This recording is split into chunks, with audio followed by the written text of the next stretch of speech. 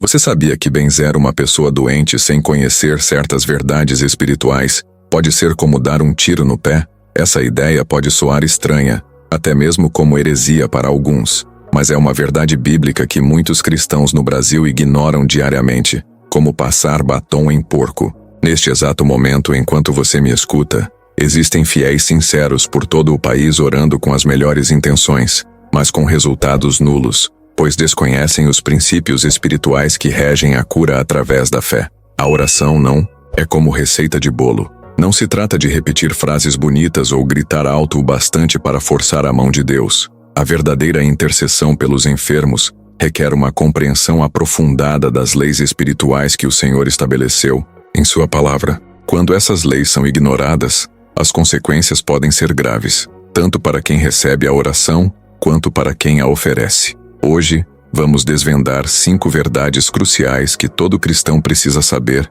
antes de colocar as mãos sobre um doente. Não são meras sugestões ou truques para os mais espirituais. São exigências básicas estabelecidas por Deus nas Escrituras. Ignorá-las é como tentar operar o coração sem ter feito faculdade de medicina. A intenção pode ser boa, mas o resultado será um desastre. A primeira verdade fundamental é que existe uma diferença enorme entre orar com emoção e orar com autoridade espiritual. Muitos confundem o volume da voz com a força da fé. Acreditam que gritar mais alto ou chorar mais intensamente fará com que Deus os ouça melhor. Mas a autoridade espiritual não se mede em decibéis ou lágrimas. Ela se mede em obediência, santidade e compreensão da natureza divina, como a diferença entre andar de Fusca e dirigir uma Ferrari.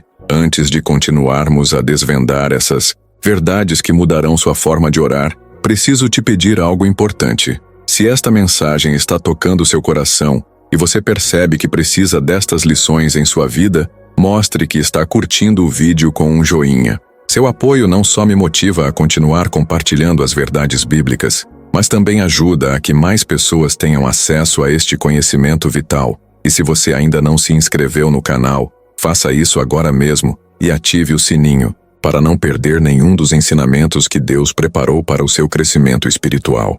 Se gostar do vídeo, não se esqueça de deixar um valeu demais. Voltando ao nosso assunto principal, a maioria dos cristãos aprendeu que orar pelos doentes é apenas um ato de amor e compaixão. E embora o amor e a compaixão sejam essenciais, não são o bastante. É como tentar fazer um churrasco só com a carne, esquecendo que também precisa do carvão, do sal grosso e de uma boa churrasqueira. Todos os elementos precisam estar presentes e funcionando bem. Em hospitais por todo o Brasil, vemos famílias desesperadas, rezando dia e noite por seus entes queridos enfermos. Seus corações transbordam amor, seus olhos marejam lágrimas, suas vozes embargam pela emoção. Mas muitas dessas orações, por mais sinceras que sejam, não trazem os resultados esperados. Por quê? Porque estão orando a partir da dor emocional e não do conhecimento espiritual. Jesus nos ensinou que existem diferentes tipos de doenças, que exigem diferentes abordagens na oração. Nem todas as enfermidades têm a mesma origem, e, portanto, nem todas respondem ao mesmo tipo de intercessão. Algumas doenças são resultado de causas físicas naturais, outras são consequência direta do pecado, algumas são ataques demoníacos específicos, e outras são permitidas por Deus para cumprir propósitos maiores na vida da pessoa, como uma provação para fortalecer a fé. Quando não discernimos a origem correta de uma doença, nossas orações podem ser inúteis. É como tentar curar uma infecção com remédio para dor de cabeça. O diagnóstico errado leva ao tratamento errado, e o tratamento errado pode prolongar o sofrimento sem necessidade. A primeira chave que todo intercessor precisa dominar é o discernimento espiritual. Sem essa habilidade básica, estaremos orando no escuro, esperando que nossas boas intenções compensem a falta de entendimento. Mas Deus não age baseado em nossas boas intenções. Ele age baseado em seus princípios eternos e imutáveis, como a lei da gravidade que sempre funciona, independentemente da nossa crença. O discernimento espiritual não é uma habilidade que se aprende da noite para o dia. Exige anos de estudo profundo da Bíblia, tempo em oração e experiências reais enfrentando diferentes manifestações espirituais.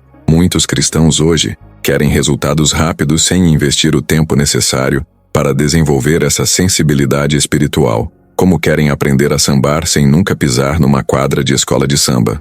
No Evangelho de Lucas, capítulo 13, encontramos uma história que ilustra a importância do discernimento. Jesus encontra uma mulher que estava encurvada há 18 anos. Os sintomas físicos eram claros. Ela não conseguia se endireitar. Qualquer pessoa que passasse por perto diagnosticaria um problema na coluna ou uma doença muscular degenerativa. Mas Jesus, com seu discernimento divino, identificou a verdadeira causa da condição da mulher. Não era artrite, nem escoliose, nem nenhuma doença conhecida. Era um espírito de enfermidade que atormentava aquela mulher há quase 2 décadas. O texto bíblico é claro. Ela tinha um espírito de enfermidade. Imagine por um momento o que aconteceria se alguém tentasse orar por aquela mulher sem ter o discernimento necessário. Provavelmente oraria por cura física, fortalecimento dos ossos, relaxamento dos músculos ou melhoria da postura. Todas essas orações seriam bem intencionadas, mas inúteis. O problema não era físico, mas espiritual. Jesus não fez uma oração longa e elaborada.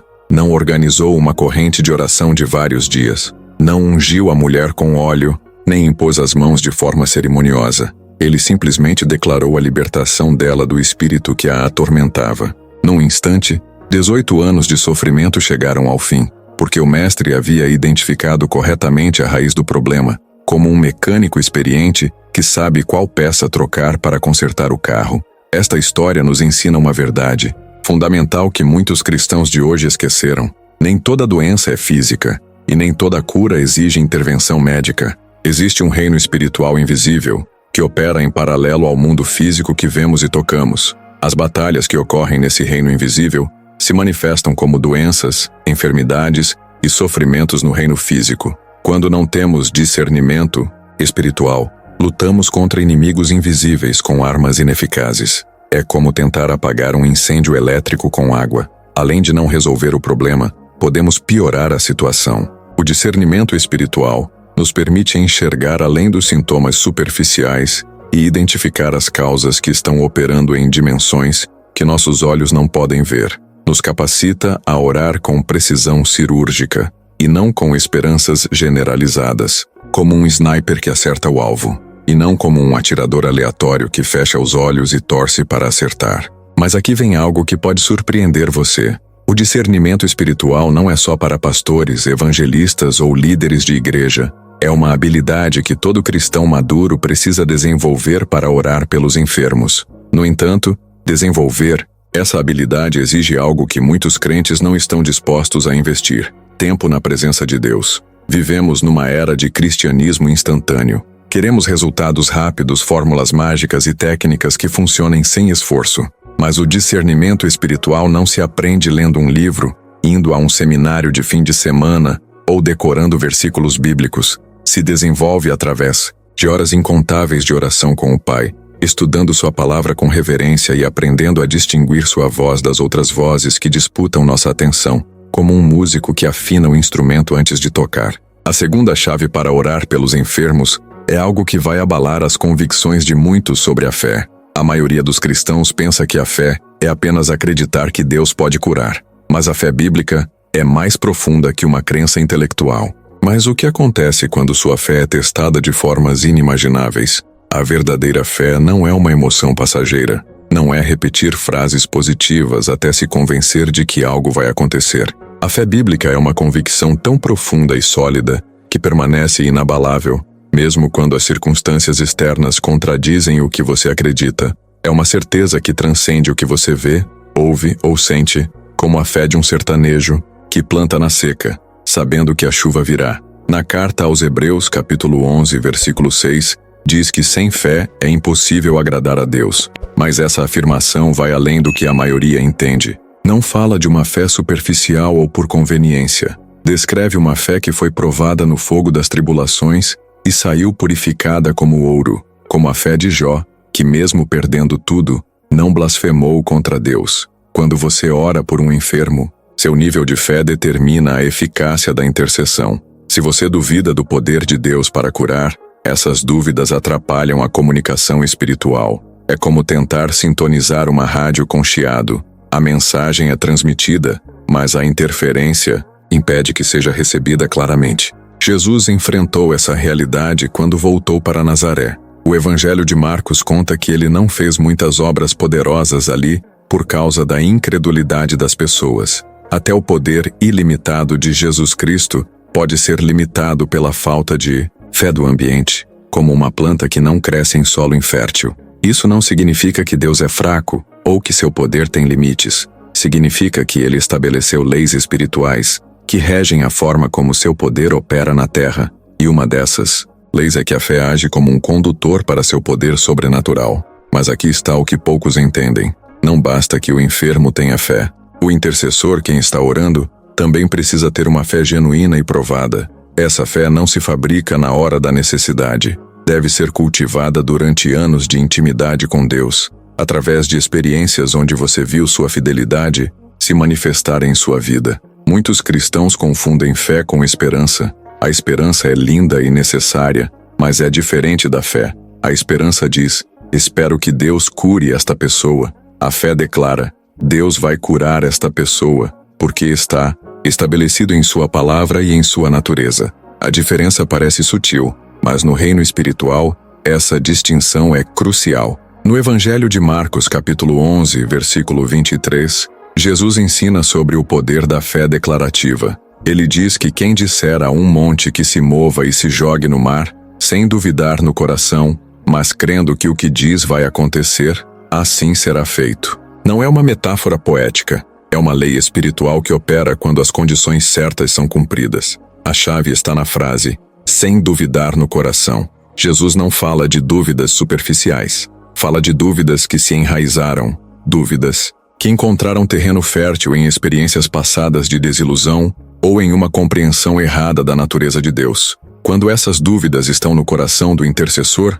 criam um curto-circuito espiritual. A oração pode ser sincera, as palavras corretas, as intenções puras, mas o poder de Deus não flui através de um condutor danificado pela incredulidade. Isso nos leva a uma conclusão.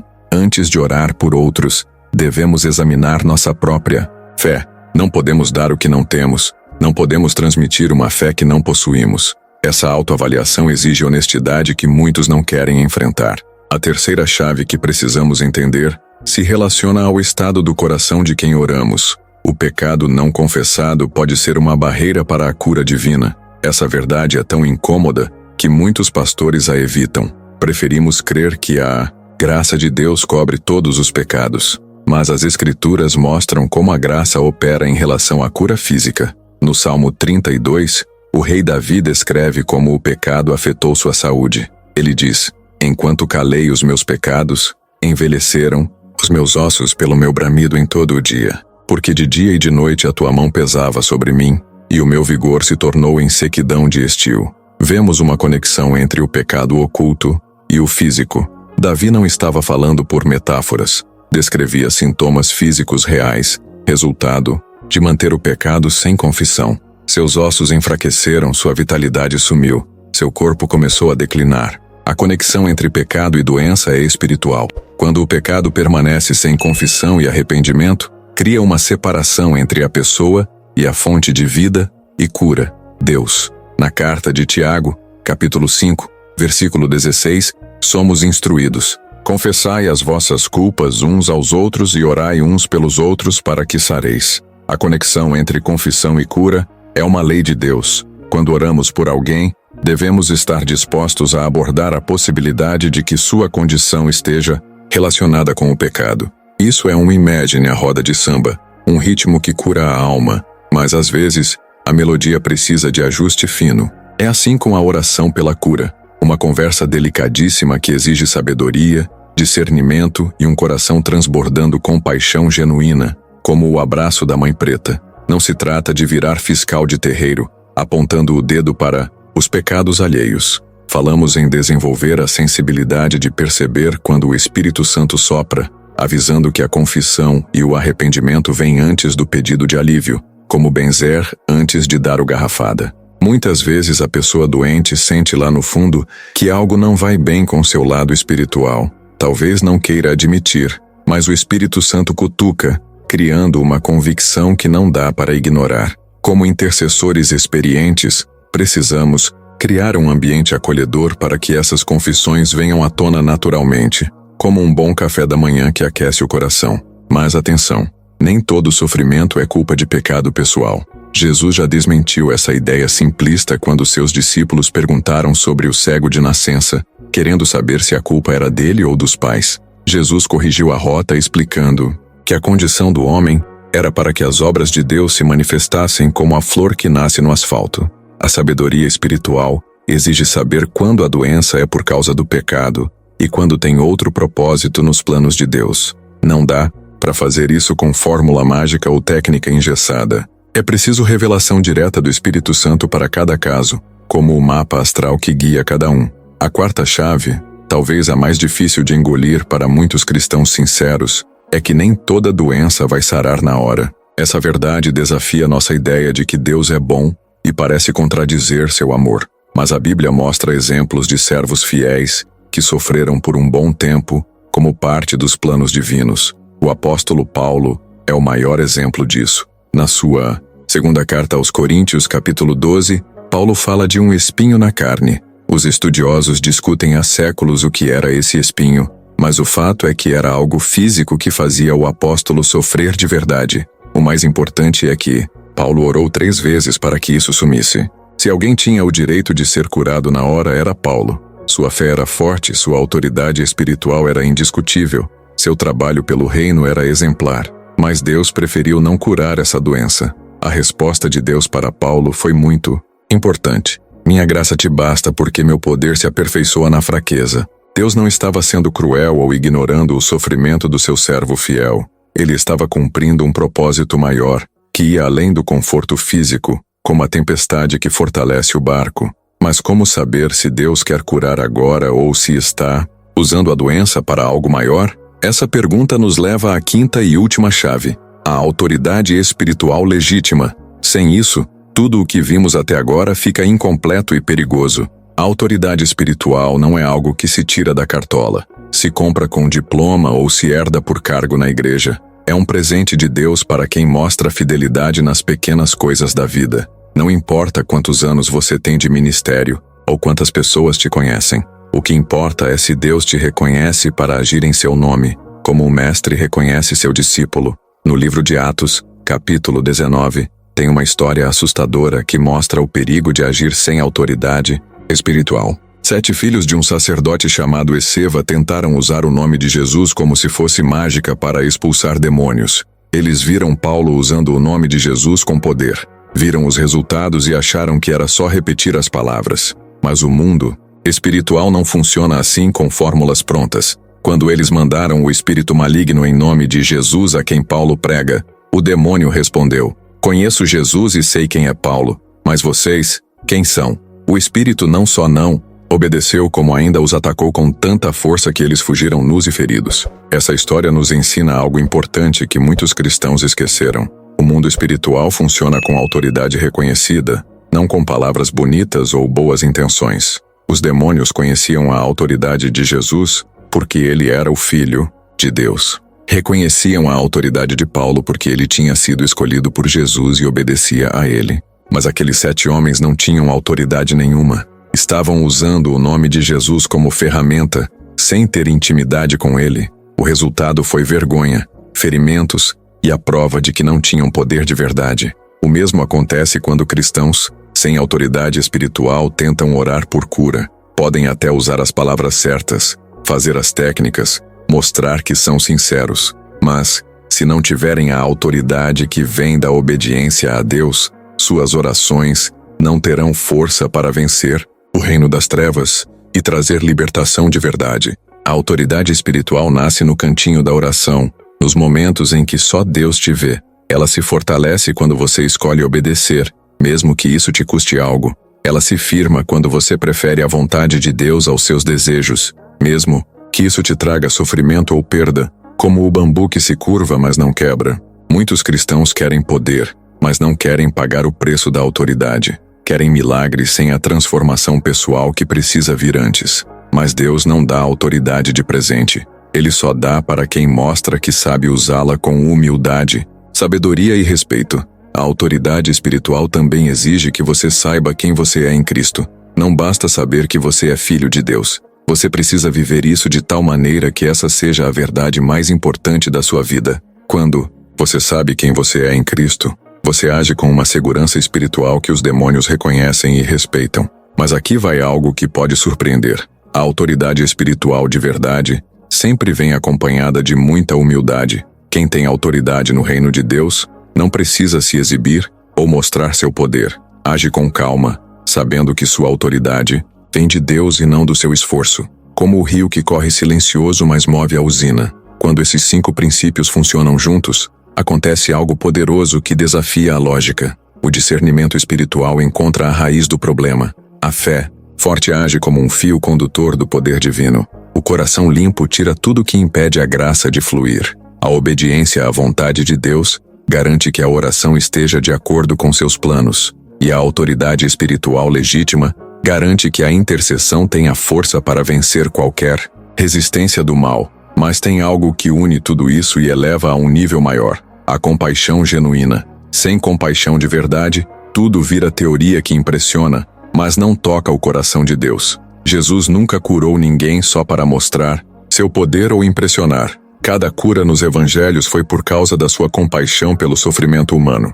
A Bíblia sempre diz que ele se compadeceu antes de curar. Essa compaixão não é apenas superficial ou dó, é sentir na pele a dor do outro, se identificar tanto com o sofrimento que ele vira seu também. É a mesma compaixão que fez Jesus chorar no túmulo de Lázaro, mesmo sabendo que ia ressuscitá-lo em minutos. Quando você ora por um doente com essa compaixão, algo poderoso acontece no mundo espiritual. Sua oração vai além das palavras e vira um grito do coração que ecoa no céu. Deus responde não só aos seus pedidos, mas ao amor que os motiva, como o eco que volta mais forte do que o grito. Essa compaixão também te protege do orgulho espiritual. Quando você quer aliviar o sofrimento do outro, não sobra espaço para o ego. Você não está orando para se mostrar ou para provar que é espiritual. Você está orando porque não aguenta ver um filho de Deus sofrendo. Mas a compaixão de verdade também te dá sabedoria para saber quando não orar por cura física. Às vezes o maior ato de amor é acompanhar alguém no sofrimento em vez de tentar eliminá-lo. Há situações em que Deus está usando uma doença para transformar a pessoa de um jeito que não seria possível de outra forma. A compaixão madura entende que cura nem sempre é tirar os sintomas. Às vezes é dar força para suportar o sofrimento com dignidade. Outras vezes é dar uma paz que ninguém entende em meio à dor. E às vezes é preparar a alma para a vida eterna, como a borboleta que espera no casulo. Quando esses 6 elementos, discernimento, fé, pureza de coração, obediência, autoridade e compaixão, funcionam juntos, cria-se um portal espiritual por onde o poder de Deus flui livremente. A oração vira mais que palavras ao vento. Vira uma declaração de que o reino de Deus é real, de que este mundo não tem a última palavra, e de que a morte, a doença e o sofrimento são inimigos derrotados que um dia sumirão de vez. Cada vez que você ora por um doente com essa autoridade espiritual, você está fazendo mais que pedir alívio para uma doença. Você está lutando na guerra entre a luz e as trevas. Você está dizendo que Jesus é o Senhor de verdade. Você está anunciando o dia em que não haverá mais dor, choro ou lágrimas, porque as coisas antigas terão passado. Essa visão eleva a oração pelos doentes de uma simples prática religiosa a um ato de adoração que honra a Deus e desafia o mal. Quando você entende que cada oração eficaz é uma vitória da eternidade invadindo o tempo, sua forma de orar muda completamente. A responsabilidade de orar pelos doentes não é brincadeira. É um privilégio sagrado que exige preparo, maturidade espiritual e um coração entregue a Deus. Quando aceitamos essa responsabilidade sem estar prontos, não só corremos o risco de falhar, como podemos prejudicar quem oramos. Mas quando nos aproximamos dessa tarefa com respeito e preparo, nos tornamos instrumentos de Deus para tocar vidas de um jeito que não entendemos. Viramos canais do seu poder, embaixadores do seu reino e testemunhas da sua glória em um mundo que precisa ver que ele continua sendo Deus. O que aprendemos hoje não é só informação para guardar na cabeça. São princípios vivos que precisam ser praticados na sua vida de oração. Eu te desafio a analisar sua preparação para orar pelos doentes. Você tem o discernimento espiritual necessário? Sua fé é forte de verdade? Tem pecados escondidos na sua vida que precisam ser resolvidos? Você obedece à vontade de Deus? Você tem autoridade espiritual? E seu coração está cheio de compaixão por quem sofre? Se essa mensagem te tocou e você reconhece o valor desses ensinamentos bíblicos, te convido a deixar um valeu demais para apoiar este trabalho. Seu apoio financeiro não é só um agradecimento, mas um investimento para levar essas verdades para mais pessoas que precisam delas. A ajuda financeira permite que este canal chegue mais longe e toque mais vidas com a palavra de Deus. Cada contribuição é uma semente plantada no reino eterno de Deus. Que Deus te abençoe enquanto você pratica essas verdades na sua vida e ministério. Lembre-se que o poder de curar não vem de você, mas através de você, quando você se torna um vaso limpo e pronto para ser usado por Ele.